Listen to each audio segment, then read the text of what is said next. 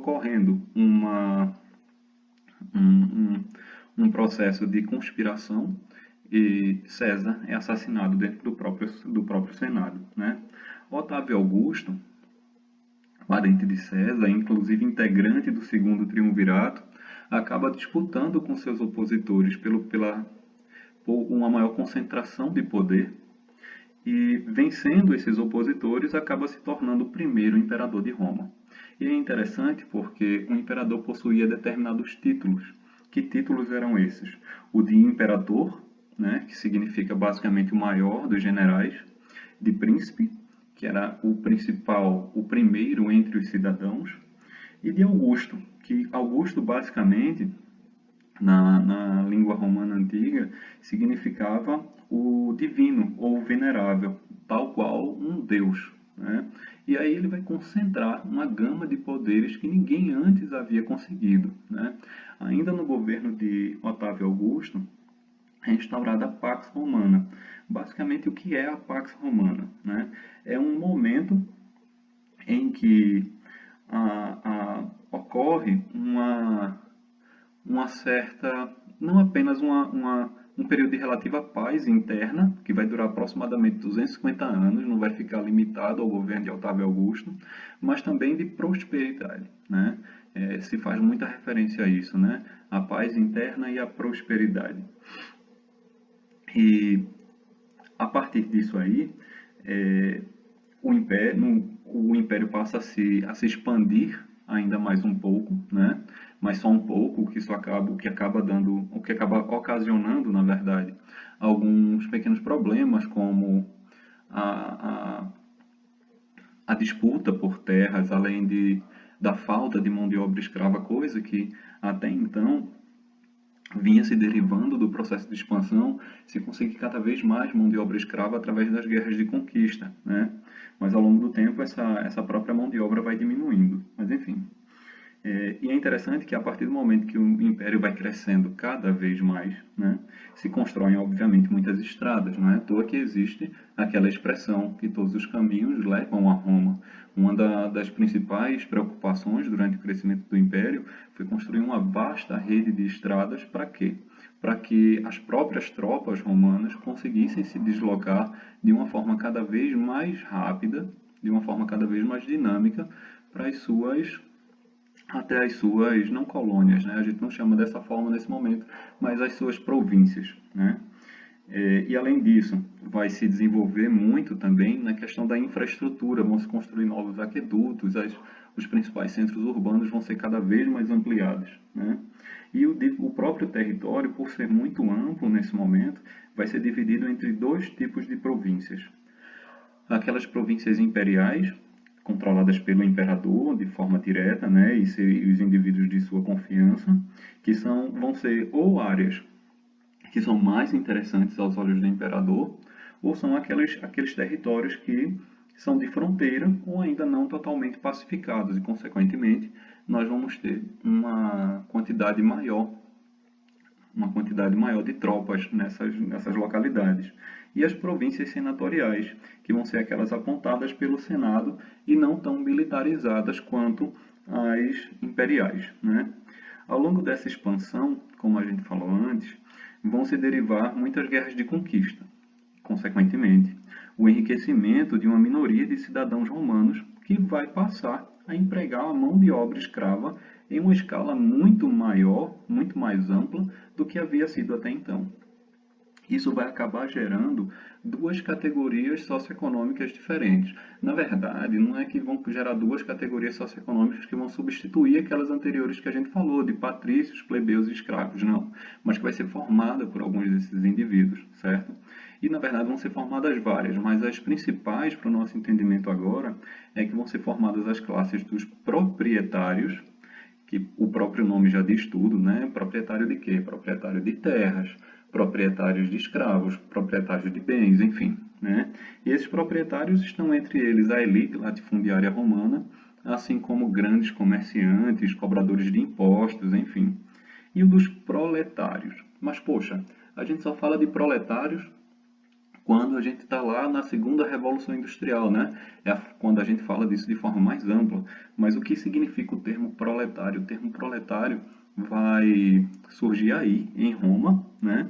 E que são aqueles que possuem apenas a sua força de trabalho, né? Quando a gente usa esse termo hoje, e esse termo em Roma, na Roma antiga, tem o mesmo significado, aquele indivíduo que só possui a sua força de trabalho para vender, que não é proprietário. Esse é o proletário, né? E além disso, vai gerar também, na verdade além não, né? Em conjunto com isso, vai ser gerada uma grande quantidade de plebeus, infelizmente desocupados, e pequenos agricultores arruinados, o que vai ocasionar o quê? Essa concentração de renda na mão desses proprietários vai acabar ocasionando um grande êxodo rural.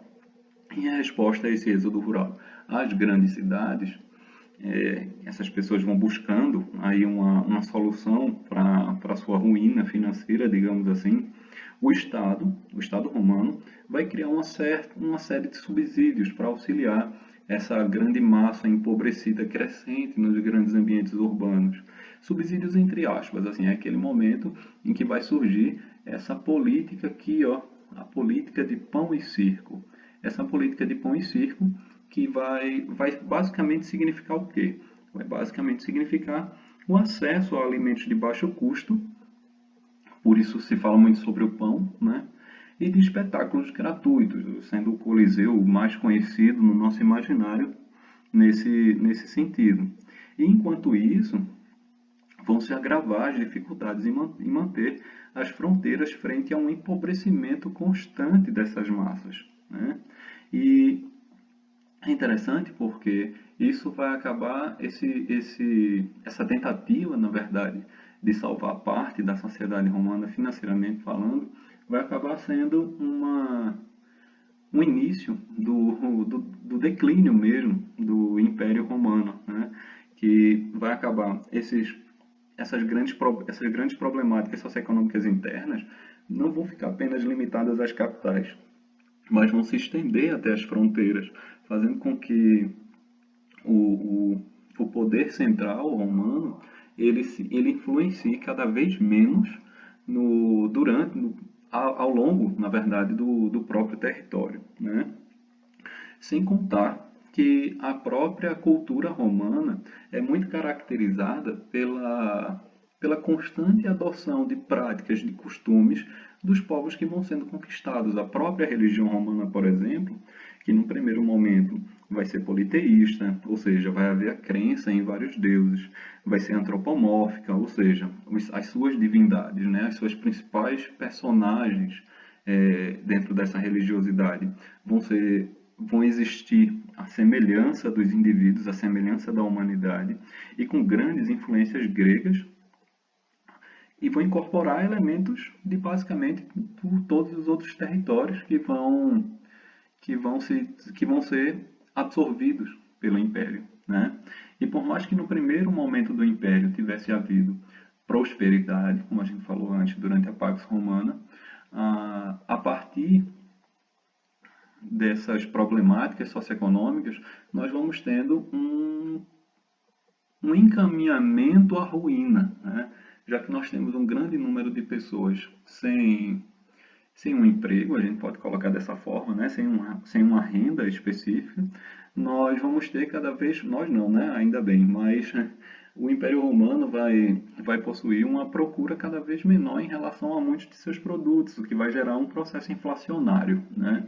Processo inflacionário esse que vai tornar a defesa das fronteiras ainda mais difícil, os rendimentos não vão chegar da forma como chegavam durante o auge do Império, fazendo com que aqueles soldados, aquelas tropas que eram cada vez mais leais aos seus generais, ficassem ainda mais porque eram esses generais que garantiam a sua sobrevivência, basicamente.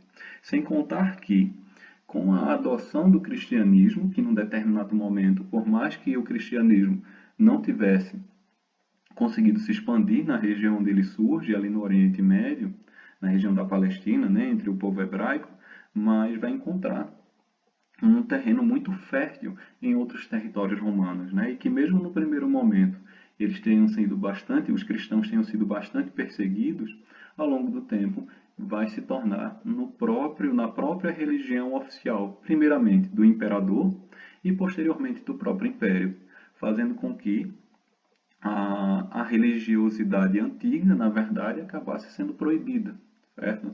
Até porque se via da seguinte forma: a partir do momento em que o cristianismo vai ser adotado de uma forma oficial, então não segui-lo seria uma contradição, seria uma espécie de conflito direto com o próprio governo central romano. Mas as outras questões em relação à ruína do Império Romano do Ocidente e, consequentemente, a sua divisão, fica para a nossa próxima aula, tá certo?